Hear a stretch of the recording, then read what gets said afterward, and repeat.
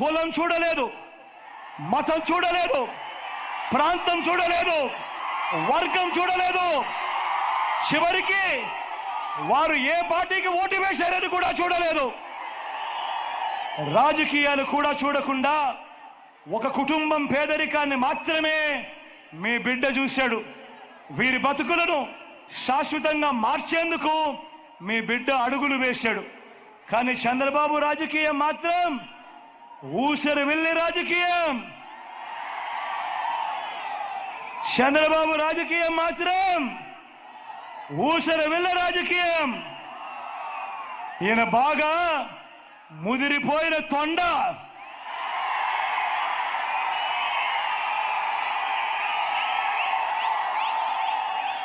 ఒక పక్క 4% ముస్లిం రిజర్వేషన్లను రద్దు చేస్తామని శపథం చేస్తున్న పార్టీతో ఈయన జతకడతాడు. ఒక పక్క 4% ముస్లింల రిజర్వేషన్లు రద్దు చేస్తామని శపథం చేస్తా ఉన్న బీజేపీ పార్టీతో ఈయన జతకడతాడు. మరోపక్క మైనారిటీల ఓట్ల కోసం మైనారిటీలను మోసం చేసేందుకు ఈ చంద్రబాబు డ్రామాలు మొదలెట్టాడు. దొంగ ప్రేమ నటిస్తూ, ఒకవైపు దొంగ ప్రేమ నటిస్తూనే మరోవైపున ఎన్డీఏలోనే కొనసాగుతాను అని అంటాడు.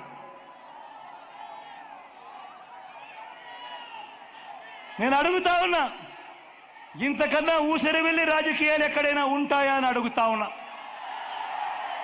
నేను ఈరోజు ధైర్యంగా చెప్తా ఉన్నా, 600 అయినా కానీ 106 అయినా కూడా 4% రిజర్వేషన్లు మైనారిటీలకు ఉండి తీరాల్సిందే అని మీ బిడ్డ ఈరోజు తలెత్తుకొని చెప్తా ఉన్నాడు.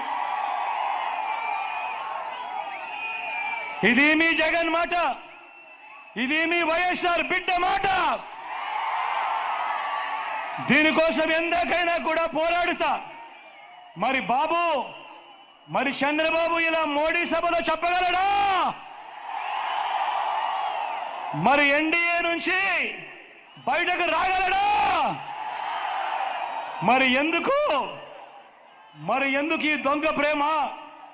ఒకవైపు ఎన్డీఏలోనే కొనసాగుతూ మరోవైపున వాళ్ళు 4% రిజర్వేషన్లకు వ్యతిరేకంగా ఉన్నా కూడా వాళ్ళతోనే జతకట్టి ఎందుకు ఎన్డీఏలో ఉన్నావు అని అడుగుతా ఉన్నాడు మీ బిడ్డ.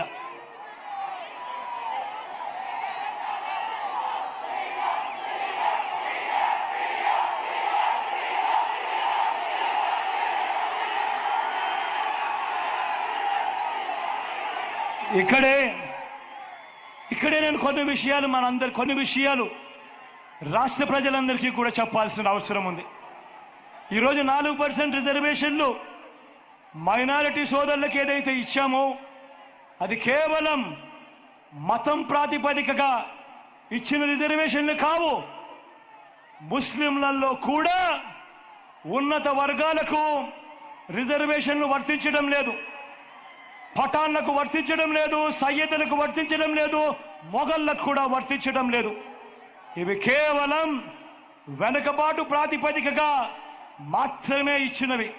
నేను ఇవాళ అడుగుతా ఉన్నా, ఇదే బీజేపీని అడుగుతా ఉన్నా, ఇదే వ్యతిరేకిస్తా ఉన్న వాళ్ళందరినీ కూడా అడుగుతా ఉన్నా. అన్ని మతాల్లో కూడా బీసీలు ఉన్నారు, ఓసీలు ఉన్నారు.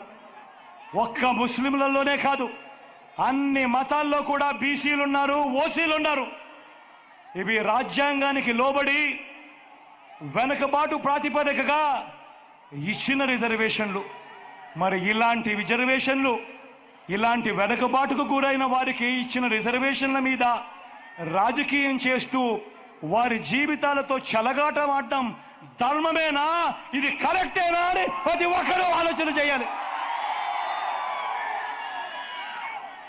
నేను ఇవాళ చెప్తా ఉన్నా, ప్రతి మైనారిటీ సోదరుడికి, ప్రతి మైనారిటీ అక్క చెల్లెమ్మకు భరోసా ఇచ్చి చెప్తా ఉన్నా, 4% రిజర్వేషన్ల విషయమే కానివ్వండి, ఎన్ఆర్సీ కానివ్వండి, సిఏఏ కానివ్వండి, ఇంకా ఏ మైనారిటీ అంశమైనా కానివ్వండి, మైనారిటీ మనోభావాలకు, వారి ఇజ్జత్ और ఇమాంకు అండగా నిలబడుతూ వారికి మద్దతు ఎప్పటికీ ఉంటాడో వాళ్ళ బిడ్డ జగన్ అని చెప్పి సందర్భంగా చెప్తా ఉన్నా.